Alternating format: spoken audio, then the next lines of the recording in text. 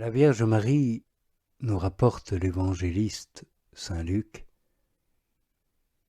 proclame qu'elle exalte le Seigneur parce que le Seigneur a regardé la bassesse de sa servante. Si nous voyons la Vierge Marie s'abaisser dans son humilité au-dessous de toutes les créatures, nous voyons aussi cette même humilité l'élever au-dessus de tout ce qui n'est pas Dieu. Non, amis, ce ne sont point les grands de la terre ou les ambitions mondaines qui l'ont fait monter à ce suprême degré de dignité où nous avons le bonheur de la contempler aujourd'hui. Les trois personnes de la Sainte Trinité l'ont placée elle-même sur ce trône de gloire. Elles l'ont proclamée Reine du ciel et de la terre, en la rendant dépositaire de tous les célestes trésors. Oh amis, nous ne comprendrons jamais assez les grandeurs de Marie et le pouvoir que Jésus, son divin Fils, lui a donné. Nous ne connaîtrons jamais bien le désir qu'elle a de nous rendre éternellement heureux, car elle nous aime comme ses enfants. Elle se réjouit du pouvoir que Dieu lui a donné afin de nous être plus utiles. Oui, Marie est notre médiatrice. C'est elle qui présente à son divin Fils toutes nos prières, toutes nos larmes, nos gémissements. C'est elle qui nous attire les grâces nécessaires pour notre salut. L'Esprit Saint nous dit que Marie, entre toutes les créatures, est un prodige de grandeur, un prodige de sainteté, un prodige d'amour. Quel bonheur pour nous, amis, quelle espérance pour notre salut. Ranimons sans cesse notre confiance envers cette bonne et tendre Mère, en considérant tout d'abord sa grandeur, ensuite son zèle pour notre salut, et enfin ce que nous devons faire pour lui plaire et obtenir sa protection. Parler des grandeurs de Marie, amis, c'est vouloir diminuer l'idée sublime que nous nous en faisons.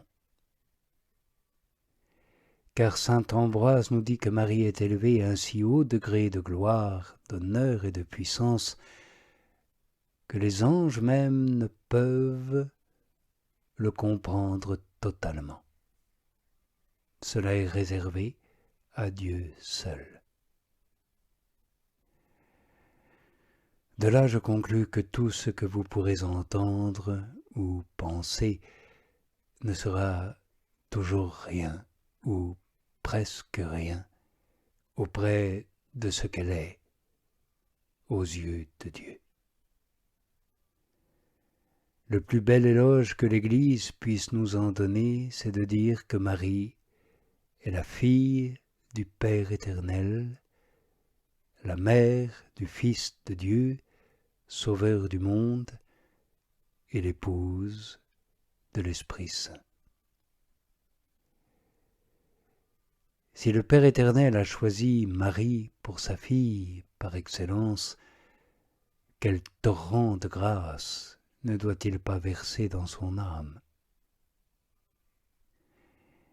Elle en reçut en effet à elle seule plus que tous les anges et tous les saints ensemble.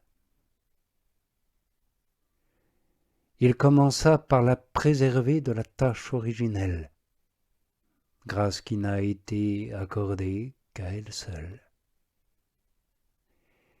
Ensuite, il l'a fixée dans cette grâce avec une parfaite assurance qu'elle ne la perdrait jamais. Oui, ami, le Père éternel enrichit Marie de tous les dons du ciel à proportion de la grande dignité à laquelle il devait l'élever. Il forma en elle un temple vivant des trois personnes de la Trinité sainte. Disons encore mieux, il fit pour elle tout ce qu'il était possible de faire pour une créature. Si le Père éternel a pris tant de soin à l'égard de Marie, nous voyons aussi le Saint-Esprit venir l'embellir lui-même à un tel degré que dès l'instant de sa conception, elle devint l'objet des complaisances des trois personnes divines. Marie seule a le bonheur d'être la fille du Père éternel et aussi celui d'être la mère du Fils et l'épouse de l'Esprit. Par ces dignités incomparables que Dieu lui a données, elle se voit associée aux trois personnes de la Sainte Trinité pour former le corps adorable de Jésus, Verbe incarné.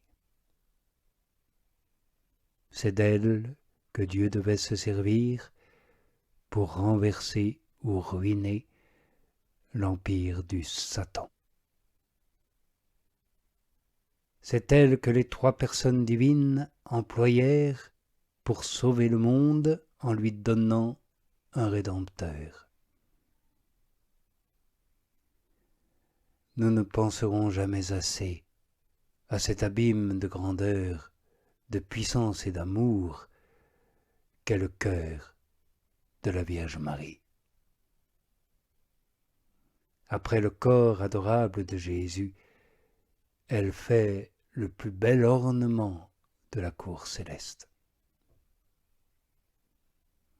Oui, nous pouvons dire que le triomphe de la Vierge Marie dans le ciel est la consommation de toutes les vertus de cette auguste reine du ciel et de la terre. Ce fut dans ce moment qu'elle reçut le dernier ornement de son incomparable dignité de Mère de Dieu. Après avoir subi quelque temps les misères, les humiliations diverses de la vie terrestre, elle alla jouir d'une vie la plus glorieuse et la plus heureuse dont une créature puisse jamais jouir. Nous nous étonnons parfois que Jésus, qui aimait tant sa mère, l'ait laissée si longtemps sur la terre après sa résurrection. La raison de ceci, c'est, ce me semble, qu'il voulait, par ce retard, lui procurer une plus grande joie. Une autre est que les apôtres avaient encore besoin de sa personne pour être consolés et conduits. Oui, c'est Marie qui a révélé aux apôtres les plus grands secrets de la vie cachée de Jésus.